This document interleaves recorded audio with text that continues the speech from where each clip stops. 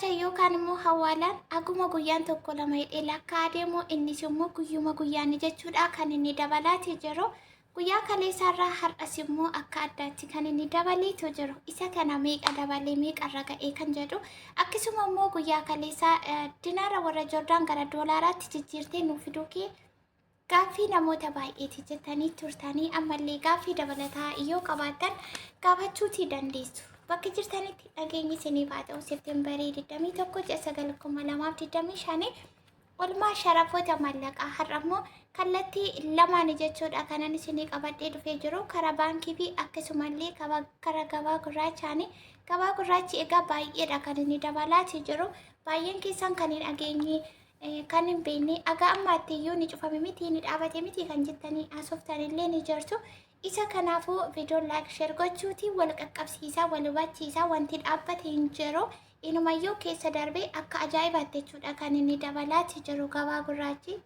Arras immoo kanneen akka Ameerikaa doolaarii, Bahariin dinaar, Turkii liiree, Yuuroo akkasuma Norwee kiroonii, Chaayinaa yawaan, Israa'el shekel, Kanaadaa doolaar, paawundi sterlingii, Saawud Arabiyaa riyaal, Ijiptaan paawundii, Indiyaa ruupii, South Africa randi, Oman riyaal, Beirut doolaar, Awustiraaliyaa doolaarii akkasuma Kuwait dinaar, Qatar riyaal, Dubaay dirham, Yaman riyaal, Joordaan dinaariif kanneen kana fakkaatanii walitti qabee kallattii lamaan isinii qabadhee dhufeetii jira. Warri maatiin taane subscribe gochuun maatii keenyatti dabalama please. Viidiyoo like share gochuu keessan inni irraanfatina hin dagatina. Keessa turu like godhaa jedhamtanii hin irraanfatu ta'e hin aartu ta'e I don't know waan sanaan galle. Amma kallattii maanii gara oolmaa sharafa Seepteembar 21/2025 olitti isin dabarsaa jechuudha. Karaa baankii irratti hin daballe haa ta'u malee kaleessa waan hin finneef har'ammoo sinuma yaadachiisuufin isinii qabadhee dhufe. Gabaa gurraachi immoo hagam akka dabalee waan ajaa'ibaati. Ameerikaa doolaarri karaa baankii 138 saantiima 74 irra erga dhaabbatee ture bulee yookaan immoo guyyoota lakkoofsiseetu jira. Haa ta'u malee yaadachiisuufan isinii fidee dhufe. Karaa gabaa gurraacha Ameerikaa doolaarri 166 saantiima 54 olee jira jechuudha guyyaa har'aa. Kaleessa Ameerikaa doolaarri 165 saantiima 32 kan inni oole. Har'a immoo dabalee kaasee 166 saantiima 54tti deebiseetu jira jechuudha. Inni itti aanu Bahariin dinaar karaa baankii 380 saantiima 77 karaa gabaa gurraacha immoo guyyaa har'aa jechuudha 441.0 saantiima 52 olee jira jechuudha.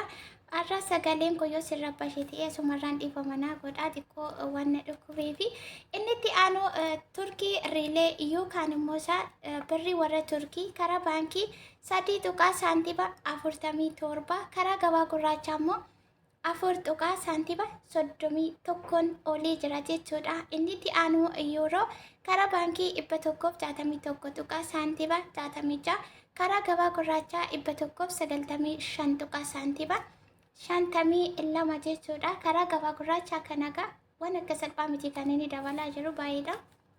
Kanaafuu egaa isin immoo sheerii godhaa laayikii godhaamaa tokko hin taatanii isinis fayyadamaa carrichaatti kaan illee jechuudha. Dallaalonni waan jedhaniin osoo hin taane waan dhageessan irraa dhaabbattaniitu kan isin karaa karachuu qabdan biyaansi akka asirraa dhageessanitti yoo isinii erguu baatan yoo 42 ta'e dallaalonni immoo 41 isiniin jechuu danda'u. Yoo 41 ta'e 40 isiniin jechuu danda'u waan ta'eef saantimumallee argachuutii dandeessu jechuudha. Kanaaf waan harkaa qaban gurraa qaban hagisumarratti nama hin miidhu.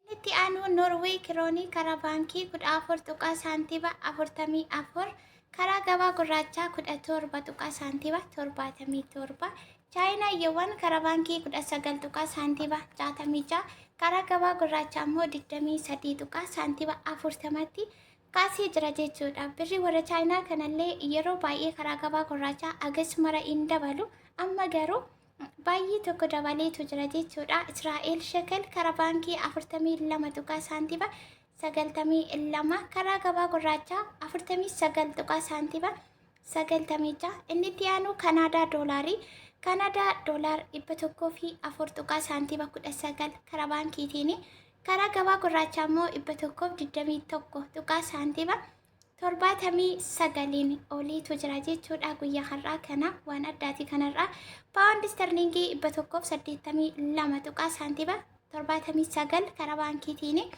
karaa gabaa gurraachaa immoo 225 tuqaa saantiba 16 saawud arabiyaa riyaal karaa baankii 36 tuqaa saantiba 97 kanarra ture bulee ragaa akkuma isiniin jedhee baankii irratti dabalaa qannasaan jiru sanuma irratti ciniinee isim jedhee taa'ee gabaa gurraacha dhaggeeffachaa jira ta'uu hin hafu.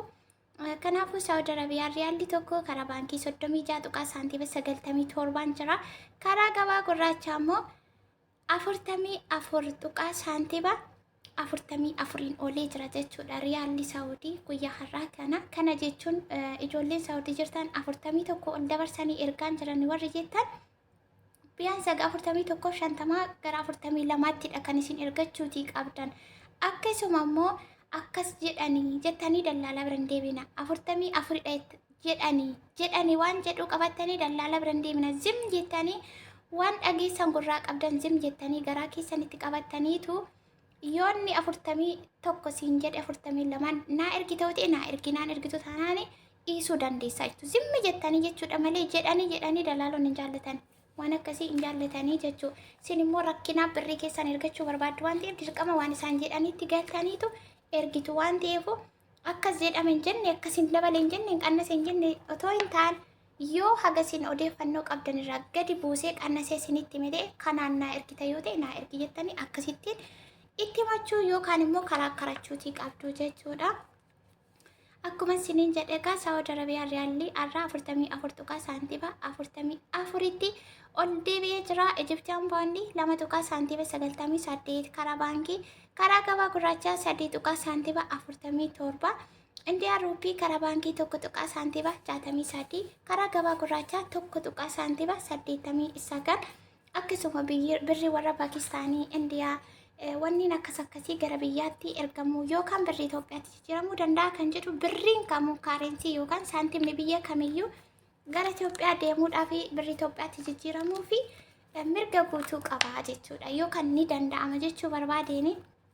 Itti aansuun inni jiru Saawuz Afrikaa raandii karaa baankii 8 tuqaa saantiba 37 olee jira guyyaa har'aa. Inni itti aanu Oomaan riyaalii karaa baankii 373 tuqaa saantiba 4 karaa gabaa gurraachaa immoo 435 tuqaa saantiba 51 beeruut doolaar piliis ijoolleen beeruut jirtan illee yeroo baay'ee hin dagatu ta'een beeku viidiyoo keessaa hafee hin beeku haga xumuraatti dhaggeeffadha isinumaaf waan ta'eef gaaffii keessaniif deebii kan ta'uun irra deddeebi'aa jira. beeruut doolaar 166 tuqaa saantiba 61 olee jira innis immoo baay'ee akka dabaleedha. Awustiraaliyaa doolaarii karaa baankii 94 tuqaa saantiba 70 akkasuma kuweet dinaar karaa baankii 445 tuqaa saantiba 35 kuweet dinaarii akka biyya keenyaatti tokkoffaarra akka jirtu namni kamuu beekedheeti yaada. Karaa gabaa gurraachaa immoo kuweet dinaar 545 tuqaa saantiba 67 olee jira jechuudha guyyaa har'aa. Inni itti aanu Qatar riyaal karaa baankii 39 tuqaa saantiba 44 karaa gabaa gurraachaa 42 tuqaa saantiba 50 olee jira jechuudha Qatar riyaal. Dubaay dirham karaa baankii 37 tuqaa saantiba 78 karaa gabaa gurraachaa 45 tuqaa saantiba 36 olee jira jechuudha. Dubaayis baay'ee dabalee jira kan bakka kanaan duraatti deebi'uuf deema. Kanaan dura 46 ga 50 40 haga 7tti deemee ture jechuudha. Ni beektu warri beekte warri hin beekne quba qabaadha. Yaman riyaal karaa baankii 0 tuqaa saantiba 60 karaa gabaa gurraachaas 0 tuqaa saantiba 69 inni itti aanuuf inni dhuma. Joordaan dinaar karaa baankii 202 tuqaa saantiba 51 karaa gabaa gurraachaa immoo 234 tuqaa saantiba 85 olee jira jechuudha. Joordaan dinaar karaa gabaa gurraachaa 234 tuqaa saantiba 85 olee jira. Sharafoota maallaqaa guyyaa har'aa Seepteembar 21/9/2025 ta'uusaa hin dagatiina. Haala kanaatiin olee jira gabaa gurraachi akka ajaa'ibaatti jechuudha kan inni dabalaatee jiru. Akkuma isiniin jedhee odeeffannoo qabaachuun gaafa ergattaniif isin fayyada waan ta'eef hin dagatiina hordofuu isiniin jechuu barbaada. Gaaffii qabdannoo jiraate sekshinii koomitii irratti nagaafachuutii dandeessu. Akkasuma like share keessan maaliif dadhabame maaliif irraanfatu inda gatinaa in irraanfatina warri maatiin taanii subscribe gochuun maatii ta'a.